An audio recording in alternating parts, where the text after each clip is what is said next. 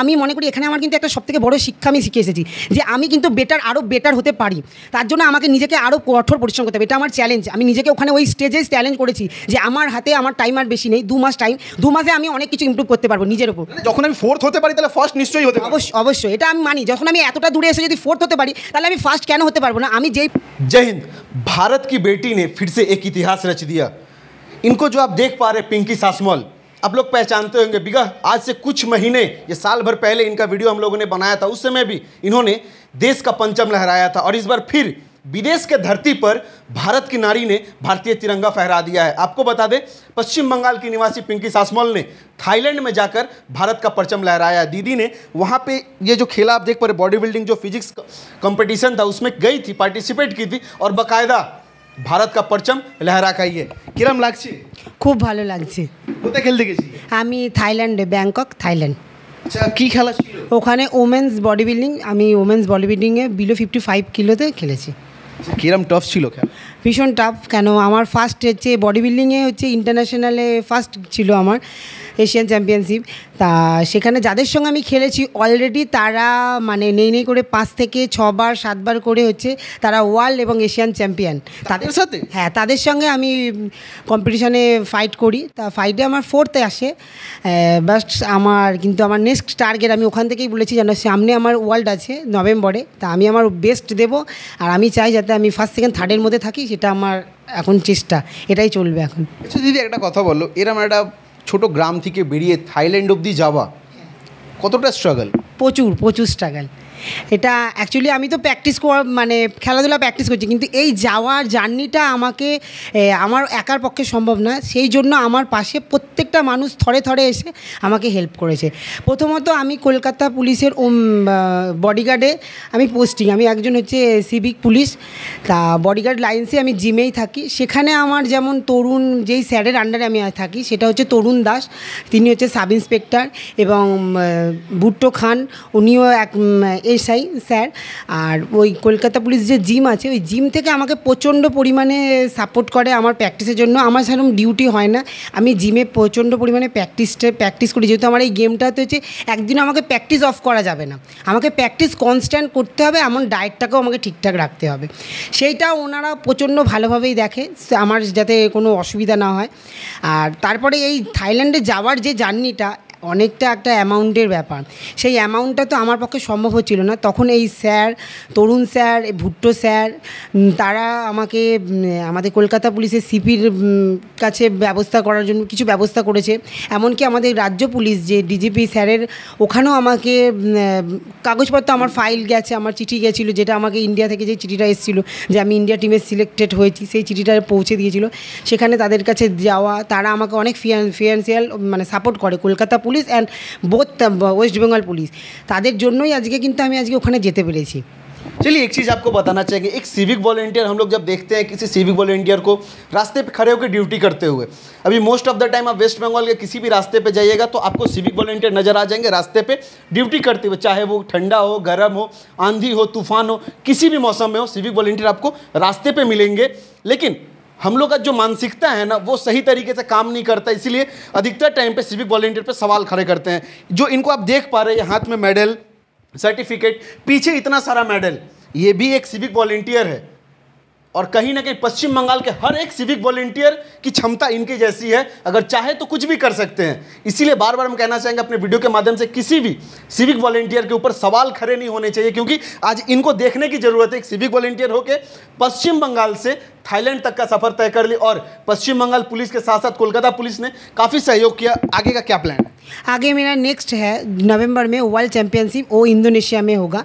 ता इसके लिए मैं सितंबर से प्रैक्टिस शुरू कर देंगे। ता वही देखेंगे, सर ने बोला है मेरे को जे तुम्हारा जो जो लगेगा हम सब देंगे। अच्छा, वेस्ट बंगाल पुलिस और कोलकाता पुलिस दोनों ने सपोर्ट किया? हाँ, दोनों ने।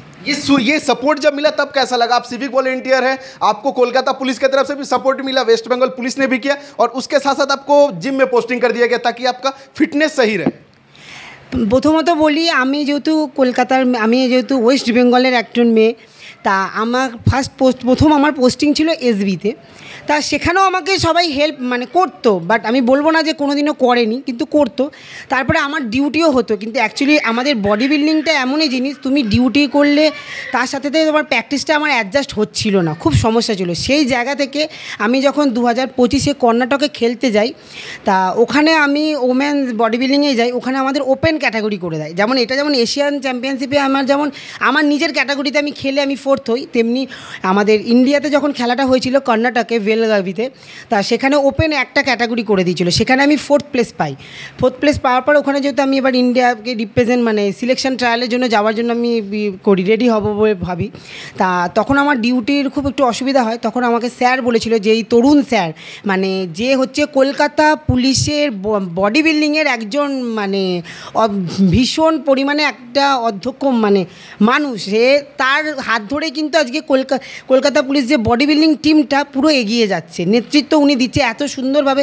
প্রত্যেকটা ছেলে আমাদের বেশিরভাগ কলকাতা পুলিশে ছেলেরাই করে, শুধু তার মধ্যে মেয়েদের মধ্যে আমি মানে তিনি এত সুন্দরভাবে অনুশীলন করছে বডি বিল্ডিং টিমটাকে, আমি তাকে শতকোটি প্রণাম জানাই। কেন তার জন্য আজকে কিন্তু আমি এই জায়গাটা আসতে পেরেছি। সে আমাকে ওখান থেকে যখন আমি কর্ণাটকে খেলতে যাই, সে আমাকে একটা কথাই বলে, তুমি খেলে আসো, তোমাকে আমি আমার এই জিমে বডিগার্ড জিমে আমি নিয়ে আসবো, তোমার খেলা তুমি খেলবে, তো আমি যতটা পারবো আমি তোমাকে হেল্প করব। ওই মানুষটা মানে তরুণ স্যার, ভুট্টো খান যে স্যার, এই দুজন স্যার আর আমার পুরো কলকাতা পুলিশ বডিগার্ড টিমটা প্রত্যেকে আমাকে সহযোগিতা করেছে। এমনকি আমাদের বডিগার্ডে যে বডিগার্ড লাইন্সের যে যত সিনিয়র অফিসার আছে ওখানে, আমি তো সব স্যারের নাম তো বলতে পারবো না, কিন্তু এসসি থেকে ওসি থেকে মানে আমাদের বড় সাহেব থেকে মানে জয়েন্ট সিপি থেকে প্রত্যেকটা মানুষ আমাকে হেল্প করেছে। একটাই বলেছে যে ও খেলুক, ও আমাদের একটা গর্ব। আর আমি শুধু স্যারদেরকে একটা কথাই বলেছি, স্যার আমাকে প্রাণ ভরে আশীর্বাদ করুন, আমাকে এগিয়ে যাওয়ার সাহায্য করুন, যাতে আমি আমার কলকাতা পুলিশ অ্যান্ড বেঙ্গল পুলিশকে যেন আমি একটা মেডেল দিতে পারি। তা আমি 4th হয়েছি, একটু আপসেট আছি, কারণ আমার মেডেল হতো বাট হয়নি, এটা ব্যাড লাক। কিন্তু আমি হ্যাঁ নেক্সট টাইম আমার নভেম্বরেই আছে, যেটা আমার ওয়ার্ল্ড চ্যাম্পিয়নশিপ, তার নেক্সট টাইম আমার টার্গেট আমি গোল্ড আমি আনবো, আমার কলকাতা পুলিশ আর बेंगल पुलिस के हमें गोल्ड मेडल लेने दीते चाहिए, এটা আমার সবথেকে বড়। अच्छा, कर्नाटका में ये खेलने गई थी, इन्होंने बोला ओपन टूअल। अब सोचिए ओपन टूअल में इनको देख लीजिए और इनसे अलग दिखने वाले, मतलब अच्छा बल्कि अच्छा शरीर, एज छोड़ दीजिए, वेट छोड़ दीजिए, हर कैटेगरी के लोग ओपन टूअल में खेलते हैं, उसमें इन्होंने 4th प्लेस हासिल किया। ये अपने आप में गर्व की बात है। দিদি এই শরীর নিয়ে তুমি খেলতে গেছো, ফাইন্যান্সিয়ালি একটা টাকা লাগে ঠিক আছে, কিন্তু শরীর বানানোর পিছনে যে টিচারের একটা পরিশ্রম আছে, তাদের কি বলতে চাই? তাদেরকে তো আমার হচ্ছে মেন যে মানে সুদীপ্ত সেনগুপ্ত স্যার এবং বরুণ ঘোড়ই স্যার, আমার বাড়ির সামনে বরুণ ঘোড়ই স্যার থাকে, মানে আমার বাড়ি বলতে কি আমার বাড়ি হচ্ছে লিলুয়া চকপাড়া, সেখান থেকে আমাকে জিমে যেতে হয় 15 থেকে 20 মিনিট সাইকেলে করে যাই। বরুণ ঘোড়ই স্যার উনি হাতে ধরে আমাকে শেখায়, এমনকি সুদীপ্ত সেনগুপ্ত তিনি হচ্ছে রেলের, মানে এই দুটো মানুষ আমার পাশে আমাকে প্রচণ্ড পরিমাণে, একটা কোচের যে টাকাটা লাগে তারা কিন্তু নেয় না, মানে একটা যে শেখায় যে পার্সোনাল ট্রেনিং যে করায় তাদের একটা টাকার একটা ব্যাপার থাকে, তো তারা কিন্তু আমার কাছ থেকে কোনো কিছু নেয় না, তারা আমাকে যথেষ্ট পরিমাণে তারা যেটা শিখেছে তারা প্রচণ্ড পরিমাণে ঢেলে দেয়। আমি হয়তো পুরোপুরিটা তাদেরকে এখনও আমি দিতে পারছি না, আমারও চেষ্টা যাতে আমি আমার যে গুরু আছে তাদেরকে যাতে আমি আমার বেস্ট পারফরমেন্সটা আরও ভালো যাতে দিতে পারি, এই কামনাটা আমি সবসময় চেষ্টা করছি। তারা আমাকে প্রচণ্ড পরিমাণে আমার খেলার জন্য সাহায্য করে, এমনকি আমার কলকাতা যেমন এখানে যেমন আমাকে যেমন সাহায্য করছে এরা প্র্যাকটিসের মাধ্যমে, তেমনি আমার কলকাতা পুলিশে যখন আমি প্র্যাকটিসে যাই সেখানেও সেম তরুণ স্যার এবং ভুট্টো স্যার এই দুজনেও সেম আমাকে গাইড করে। এই 4টে মানুষ মানে আমার এখন অলরেডি 4টে গুরু বলতে পারো, মানে একটা গুরু তোমার 4টে, কারোর একটা হয় আমার 4টে গুরু, এই 4জন মানুষ আমাকে সমানভাবে করে হেল্প করে নিয়ে যাচ্ছে, আমাকে বলছে হ্যাঁ তোমাকে যেমনভাবে বলে তুমি এরম করে গাইড করো, প্রত্যেকটা মানুষ ঠিক থরে আমাকে গাইড করে নিয়ে যাচ্ছে। থাইল্যান্ডে কতদিন ছিল? থাইল্যান্ডে পুরো 10 দিন। কিরম কাটলো থাইল্যান্ড ট্যুরটা? কিরম একদিক থেকে ট্যুর বলা যাবে? হ্যাঁ খুব সুন্দর জায়গা, মানে আমি কোনোদিনও ভাবতে পারিনি যে যাব, যে এতটা আমি এখানকার একটা সাধারণ মেয়ে হয়ে আমি কোনোদিনও ভাবতে পারিনি বিদেশে যাব, বিদেশে খেলবো, বিদেশে এরকম রেজাল্ট করে আসবো, এটা আমার কাছে একটা স্বপ্নের ছিল। কিন্তু এখন আমার একটাই এখন স্বপ্ন আছে সামনে, যে ওয়ার্ল্ড আছে, ওয়ার্ল্ডে আমি গোল্ড আনবো, এটা আমার এখন টার্গেট। আমার প্র্যাকটিস আমি শুরু করে দিয়ে, মানে আজ একটা সমস্যা, ডায়েট নিয়ে প্রচুর সমস্যা হয়, তুমি কি করে ম্যানেজ করো?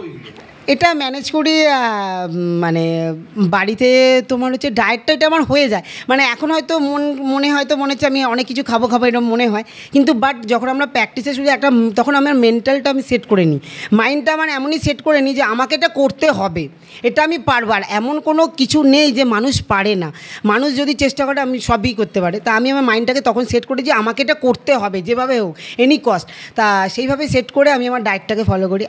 অনেক স্পোর্টস পার্সন আছে যারা চেষ্টা করে, হয়তো তুমি যেরকম বলে যে আমি কর্ণাটকায় খেলতে গেছিলাম, 4th হয়েছি, একটু খারাপ লেগেছে, বা থাইল্যান্ড গেছি খারাপ লেগেছে, কিন্তু তুমি কন্টিনিউ আছো। অনেক স্পোর্টস পার্সনরা আছে যারা হয়তো যায় খেলতে, কিছু একটা জায়গায় চুক হয়ে যায়, তখন ওনারা খেলাই ছেড়ে দেয়, কি বলবে? আমি তাদেরকে একটা কথাই বলবো, হারবে না। আমি যে 4th প্লেস পেয়েছি এটা কিন্তু আমার একটা মেন জার্নি, আমাকে আজকে 4th ওখানে করেছে, কিছু হয়তো আমার একটু ফল্ট হতে পারে, কিন্তু আমি মনে করি এখানে আমার কিন্তু একটা সবথেকে বড় শিক্ষা আমি শিখে এসেছি যে আমি কিন্তু আরও বেটার হতে পারি। তার জন্য আমাকে নিজেকে আরও কঠোর পরিশ্রম করতে হবে, এটা আমার চ্যালেঞ্জ। আমি নিজেকে ওখানে ওই স্টেজে চ্যালেঞ্জ করেছি যে আমার হাতে আমার টাইম আর বেশি নেই, 2 মাস টাইম, 2 মাসে আমি অনেক কিছু ইমপ্রুভ করতে পারবো নিজের ওপর। যখন আমি 4th হতে পারি তাহলে ফার্স্ট নিশ্চয়ই হতে পারি। অবশ্যই এটা আমি মানি, যখন আমি এতটা দূরে এসে যদি 4th হতে পারি তাহলে আমি ফার্স্ট কেন হতে পারবো না? আমি যেই পরিশ্রমটা করেছি 4th-এর জন্য, আমি তার জন্য আরও এক্সট্রা পরিশ্রম করবো যাতে আমি ফার্স্ট হতে পারি। चलिए, इन्होंने जो बात बोला ना वो सच में अपने आप में बहुत बड़ी बात है कि खुद को चैलेंज देना पड़ेगा कि हाँ हम कर सकते हैं, क्योंकि मेहनत वही है, समय वही लग रहा है, लेकिन इंसान जो अंदर से टूट जाता है ना कि नहीं 4th आ गया या 3rd आ गया हम नहीं करेंगे, लेकिन खुद को चैलेंज करना सबसे पहले ज़रूरी है कि जब हम 4th आ सकते हैं तो फर्स्ट भी आ सकते हैं। हो सकता है 4th आए हैं तो मेहनत थोड़ा कम हुआ होगा, इससे डबल मेहनत करेंगे, फर्स्ट आएंगे। Next target world championship first হওয়ার টার্গেট রেখেছি। আর তারপরে হচ্ছে আমার খুব ইচ্ছা, আমি জানি না ওটা করতে পারবো কি না, আগে ওয়ার্ল্ড খেলে আসি, ওয়ার্ল্ডে আমার যদি পারফরমেন্স ভালো হয় তাহলে আমার নেক্সট 1 বা 2 বছরের মধ্যে আমি অলিম্পিয়া যাওয়ার একটা টার্গেট, এটা আমার লাস্ট স্বপ্ন। তার আগে ওয়ার্ল্ডটা স্বপ্ন আছে, দেখা যাক। एक चीज़ और बताना चाहेंगे, पिंकी दीदी का जो ये सफ़र है स्टार्टिंग से उन्होंने जो किया है, अभी थाईलैंड गई थी, इसमें जितना योगदान West Bengal police, Kolkata police, इनका परिवार का भी योगदान है। कुछ ऐसे लोग भी हैं जिनका नाम नहीं लेना चाहती है दीदी, बोलना चाहती है कि नहीं ठीक है उन लोगों ने योगदान किया। ऐसे बहुत सारे लोग हैं जिनका छोटा छोटा योगदान भी ना आज इनके लिए बड़ा होकर खड़ा हुआ है। उसमें से एक नाम दीदी आप बोल रही थी, बापी मानना, उनका भी एक नाम, उनके बारे में क्या बोलिए? ও আমার খুব ক্লোজ এক কাকু হয়, মানে প্রচণ্ড পরিমাণে আমাকে বলছে তোর কোনো সময় কোনো কিছু ক্ষেত্রে যদি দরকার লাগে আমরা আছি। কাকু আমাকে প্রচণ্ড পরিমাণে যতটা পেরেছে হেল্প করেছে। তারপরে আরেক জায়গায় আরেক কাকু আছে, সে হচ্ছে তোমার তেঁতুলকুলিতে থাকে, ওনার একটা ট্রাস্ট আছে অনাথ আশ্রমের, উনি নতুন ইয়ে করছে, উনিও আমাকে যতটা পেরেছে হেল্প করেছে, বলছে আমি তোকে, তুই খেল, তুই আমাদের একটা গর্ব, তোর যদি যেখানে যতটা লাগে আমাদেরকে সে বলবি, আমরা যতটা চেষ্টা করব হেল্প মানে দেওয়া। সত্যি এটা মানে একটা বাংলার গর্ব, এটা শুধু বাংলা বলা ভুল হবে, পুরো ভারতের একটা গর্ব। হ্যাঁ অবশ্যই। আর সবথেকে বড় কথা হচ্ছে আজকে আমি এই জায়গাটা যে পেয়েছি এটা শুধু আমার নিজের জন্য না, আমি তো জাস্ট প্র্যাকটিস করেছি, কিন্তু আমার এই প্র্যাকটিসের মানে এই জায়গাটা যাওয়ার পেছনে সবার প্রথমে আমি আমার বাবা মাকে দিতে চাই, কেন আজকে আমি তাদের জন্য এই জায়গায়। আর আমার একটা সবথেকে বড় কথা, আমার একটা ছোট্ট মেয়ে আছে, স্যাক্রিফাইস কাকে বলে সেই মেয়েটা জানে।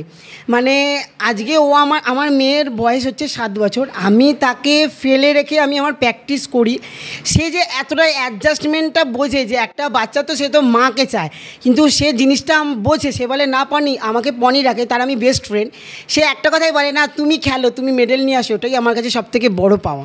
তা আমার বাবা মা যেমন আমার পাশে, তেমনি প্রত্যেকটা মানুষ, আমার গুরু, আমার স্যার, মানে তো বরুণ ঘোড়ই স্যার, তারপরে সুদীপ্ত সেনগুপ্ত স্যার, তো তরুণ স্যার, ভুট্টো স্যার, এমনকি কলকাতা পুলিশের বডিগার্ড টিমে যে আমি যেখানে পোস্টিং আমার, সেখানে প্রত্যেকটা স্যার, মানে প্রত্যেকটা মানুষ আমাকে একটা স্টেপ বাই স্টেপ আমাকে সবাই হেল্প করেছে। মানে এই মেডেলটা, এই ট্রফিটা আজকে শুধু আমার নিজের জন্য না, প্রত্যেকের জন্য। আজকে কলকাতা পুলিশ, বেঙ্গল পুলিশ, এমনকি আমার আশেপাশে যত আছে সবাই আমাকে কিছু না কিছু কোনোভাবেই হেল্প করে আমাকে এই জায়গাটা পৌঁছেছে। তা আমি তাদের উদ্দেশ্যেই বলতে চাই, যাতে তাদের আশীর্বাদ যেন আরও পাই, আমি নেক্সট যে আমার টার্গেট, যে আমার নেক্সট গেম আমার ওয়ার্ল্ড চ্যাম্পিয়নশিপ, তাদের উদ্দেশ্যে আমি যেন গোল্ড মেডেল নিয়ে আসতে পারি, তাহলে আমার জীবন সার্থক হবে। আসলে এই মেডেলটার মেন পাওনা, এই মেডেলটা আসলে কার পাওনা জানেন?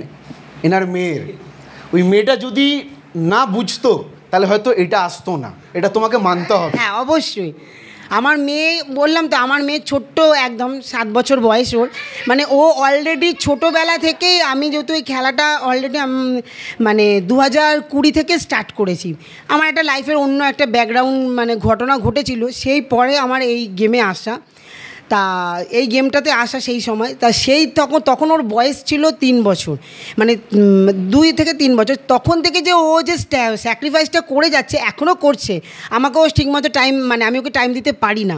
ও বোঝার পরেও একটা কথাই আমার মেয়ে বলে যে পনি তুমি আমার বেস্ট ফ্রেন্ড, তুমি যদি ট্রফি নিয়ে আসো। ও ভীষণ খুশি যখন ও শুনেছে আমি পেয়েছি, বলছে পনি আমি ভীষণ খুশি হয়েছি।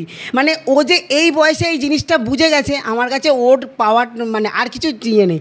আর আমি ওর জন্যই চাই, মানে আমার পরিচয় পেতে, আমি অ্যাকচুয়ালি আমি একজন সিঙ্গেল মম, আমি বলে দিচ্ছি।